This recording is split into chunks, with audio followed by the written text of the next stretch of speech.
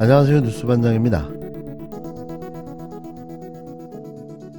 2일 대한민국 우리 땅 독도를 방문한 전용기 더불어민주당 의원과 민주당 청년들을 향해 일본이 느닷없이 급발진하며 항의했습니다. 엄연한 대한민국 땅 독도의 우리 국민이자 국회의원과 청년들 14명이 입도한 건데요. 그런데 일본이 발작 버튼이 눌린 것처럼 경기를 일으킨 겁니다. 어이없게도 일본이 유감 표명과 재발 방지를 요구하고 나섰는데요. 대통령이 친일 매국노라고 하지만 이제는 일본이 대놓고 뻘짓을 벌이고 있는 겁니다. 이쯤 되면 이건 내정 간섭이 아닐까 생각될 정도인데요. 대통령 하나가 망가뜨려 놓은 대한민국이 그토록 만만해 보였나 봅니다. 이게 다 친일 매국노 대통령 윤석열 때문입니다.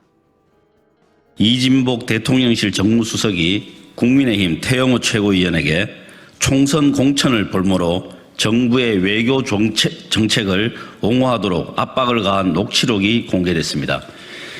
대통령실이 국민의힘 총선 공천에 분명한 개입 의지를 드러낸 것으로 보입니다. 태영호 최고위원이 쏟아냈던 야당을 향한 무리한 비난과 노골적인 정권 옹호는 대통령실의 공천 압박에서 기인한 것인지 묻지 않을 수 없습니다. 공천은 대통령실이 침범할 수 없는 정당의 고유 사무입니다. 이번 사안은 정부의 정치 중립 훼손과 민주주의에 대한 도전입니다. 더욱이 대통령실의 당무 개입 의혹은 이번이 처음이 아닙니다. 현직 당대표를 징계하고 유력 당권 주자를 쳐내고 입맛에 맞는 당대표를 앉힌 게 국민의힘 자체적으로 벌인 일이라고 생각하는 국민은 없습니다.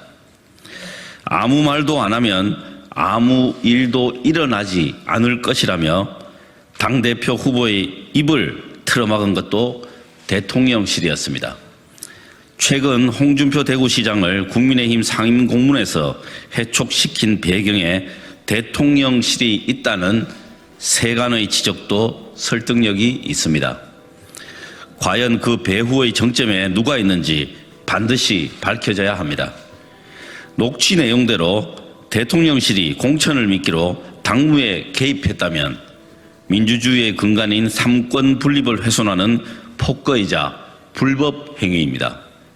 특히 국민들은 박근혜 전 대통령이 새누리당 공천 개입 혐의로 징역 2년을 선고받을 때 수사를 지휘했던 사람이 윤석열 대통령이었음을 기억하고 있습니다. 이진복 정무수석은 누구의 지시와 의중에 따라 태영호 최고위원을 압박했는지 한 점 의혹도 남지 않게 해명하기 바랍니다.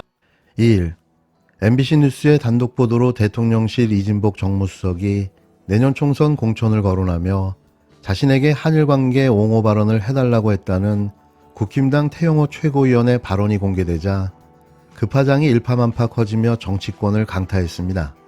두 사람 모두 공개적으로 공천 문제를 거론한 적이 없다고 전면 부인했는데요. 결국 태 의원이 보좌진에게 거짓말을 한 걸로 사안을 매듭지으려 하는 모양새인 겁니다. 여권 핵심에선 태영호 의원의 허언 정도로 파장을 차단하려 하고 있지만 파문이 바로 가라앉지는 않을 것으로 보고 있는데요. 야당은 무력한 국힘당 지도부를 상대로 한 대통령실의 명백한 당무 개입이라고 비판했고 국힘당 내부에서도 공개적인 비판이 쏟아졌습니다.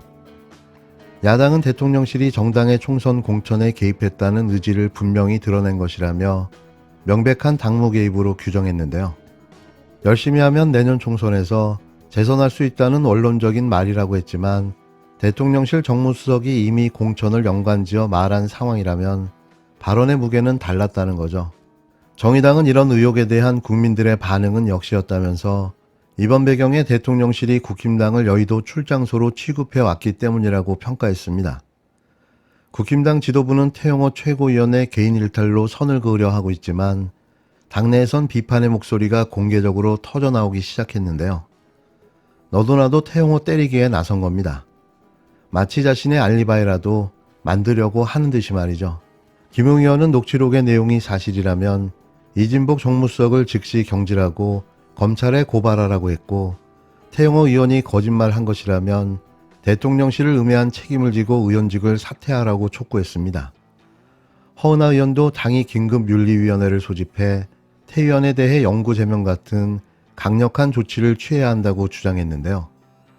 보도 직후 SNS에 글을 올린 유승민 전 의원은 믿기 어렵지만 사실이라면 대통령실 정무수석이 용산의 하수인 역할을 하도록 공천으로 협박한 것이라며 검찰과 경찰이 수사할 여지가 있다고 밝혔습니다.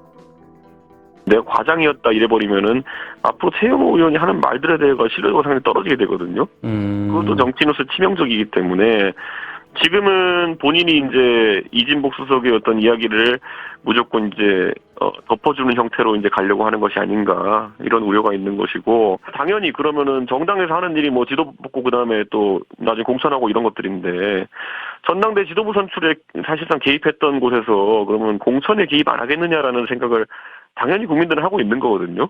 3일 국힘당 이준석 대표는 CBS 라디오 김현정의 뉴스쇼와의 인터뷰에서 먼저 태 의원의 해명을 두고 보좌진에게 한 얘기가 과장이었다고 한다면 앞으로 하는 말에 대한 신뢰가 굉장히 떨어지게 될 것이라고 직격했습니다.